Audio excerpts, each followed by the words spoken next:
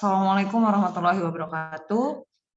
Di sini kami dari kelompok Slum Area Kawasan Ciliwung dengan beranggotakan Sodik, Nurdian Risa Hidayat, Aditya Surya Nugraha, Hikmah Maulidia, Nisaul Hasanah, Esti Cahaya, Dafa Al-Hafiz, Diva Putri Rahmanika, Dimas Zulkarnain, Firdaus Valentino akan mempresentasikan hasil dari kelompok kami.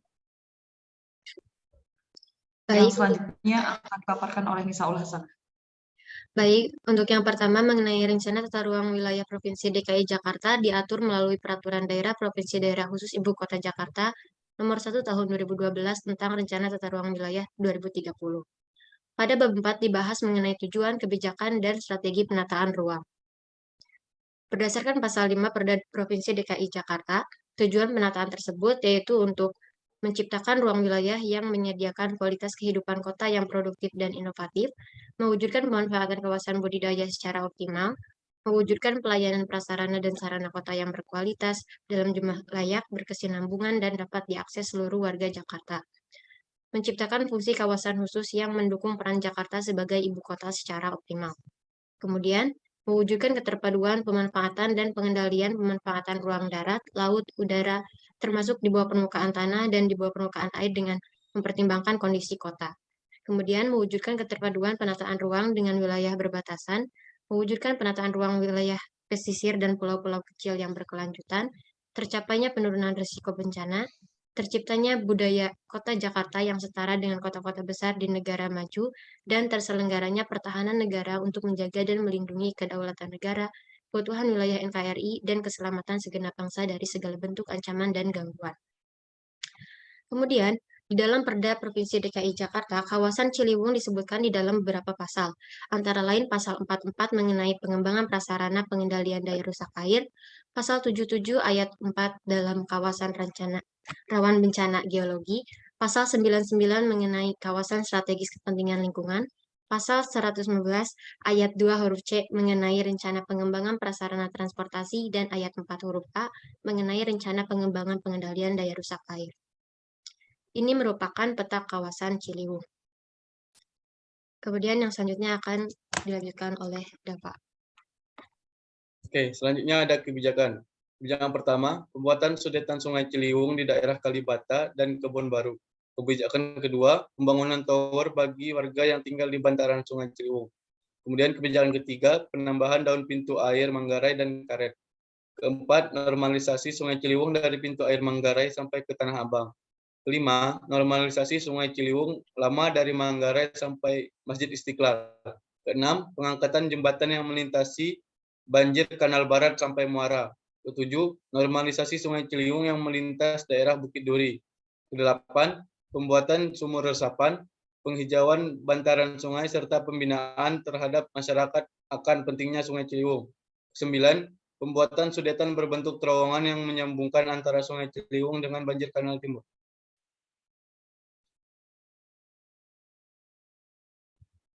Selanjutnya identifikasi masalah.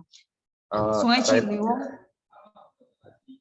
Ciliwung mengalir di wilayah DKI Jakarta, Kabupaten Bogor, Kota Depok, Bekasi, dan sekitarnya. Tetapi pesatnya pembangunan di kedua provinsi mengakibatkan perubahan dan pengelolaan lahan menjadi tidak tepat.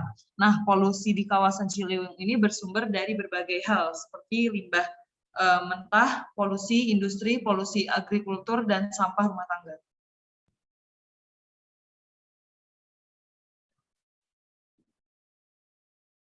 Selanjutnya ada solusi.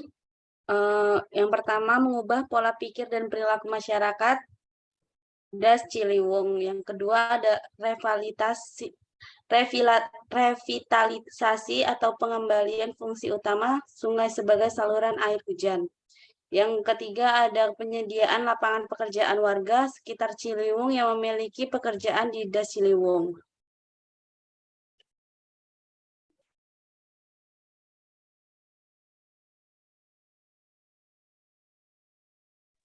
Selanjutnya dampak, mengubah pola pikir dan perilaku masyarakat Ciliwung. Yang dampak positifnya, yang pertama masyarakat akan menjalankan aturan tanpa paksaan, yang kedua menghasilkan dampak jangka panjang.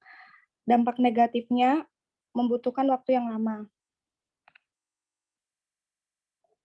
Selanjutnya, revitalisasi atau pengembalian fungsi utama sungai sebagai saluran hujan. Dampak positifnya ada pengelolaan debit air berlebih ketika hujan lebih optimal. Dampak negatifnya membutuhkan kerja sama banyak pihak, termasuk masyarakat setempat.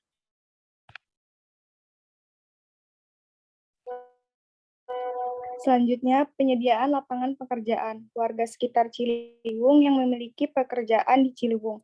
Dampak positifnya, warga terdampak revitalisasi memiliki pekerjaan yang sesuai dengan kemampuannya.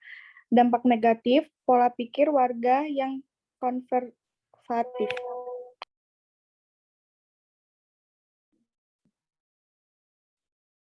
Aktor yang terlibat pemerintah sebagai aktor pembuatan kebijakan dalam segala permasalahan di kawasan Ciliwung ini, pemerintah memiliki peran yang sangat penting. Kebijakan penataan kawasan sepadan sungai memiliki arti yang strategis dalam upaya pemeliharaan pelestarian lingkungan serta konservasi tanah dan air.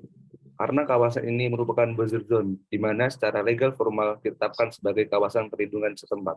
Kemudian ada aktor swasta mengadakan Corporate Social Responsibility atau CSR yang merupakan bentuk tanggung jawab sebuah perusahaan terhadap lingkungan dan sosial. PT Antam merupakan salah satu dari perusahaan yang melakukan CSR dengan melakukan kegiatan penghijauan berupa penanaman pohon di wilayah daerah aliran Sungai Ciliwung bagian hulu. PT Antam bekerja sama dengan Kementerian Kehutanan dan pemerintah Kabupaten Bogor. Kemudian ada aktor masyarakat, yaitu keterlibatan dari masyarakat dalam pembangunan selain untuk sebagai menguatkan demokrasi, ini juga berpengaruh dalam kebijakan yang berlangsung selanjutnya untuk mengatasi permasalahan sungai ini. Selanjutnya. Berdasarkan RT/RW Provinsi DKI Jakarta, menurut pasal 5 Perda Provinsi Jakarta nomor 1/2012, dalam di situ menciptakan ruang wilayah yang menyediakan kualitas hidup yang kota yang produktif dan mewujudkan sarana dan transportasi yang satu tujuan. Menurut acuan dari yang ditentukan dampak positif dan negatif, kita kelompok kami menentukan desain perkotaan Sungai Ciliwung berdasarkan berikut. Dari awal sebelah kiri Sungai Ciliwung terdapat ruang terbuka hijau. Di sebelah kiri dan kanan bertujuan dengan aksesnya oksigen yang lancar dan pemukiman yang cerah, bau-bau Sungai Ciliwung dapat terhindar. Dari ujung kita mendapatkan halte dan dari ujung belakang kita dapat stasiun dan pemukiman warga. Sebelah ruang terbuka ada rumah susun dan sebelah kanan rumah susun terdapat ruang terbuka hijau dengan tujuan agar rumah susun yang ditinggali warga dapat menghirup udara yang segar. Di depan rumah susun terdapat pusat perbelanjaan, jadi warga dapat mengakses pusat perbelanjaan dengan mudah hanya dengan menyeberang jalan. Dan dari rumah susun menuju stasiun kita mendapatkan halte dari depannya dan seberangnya, jadi akses dengan mudah. Rumah susun ini warga dapat mengakses dari ruang terbuka hijau, di sebelah kanan, kiri, depan, terdapat semua. Terima kasih.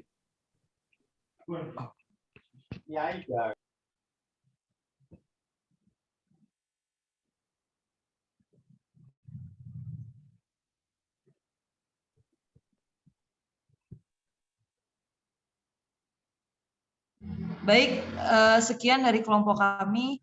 Kurang lebihnya mohon maaf. Billahi fisabilil haq, wastabiqul khairat. Wassalamualaikum warahmatullahi wabarakatuh. Waalaikumsalam.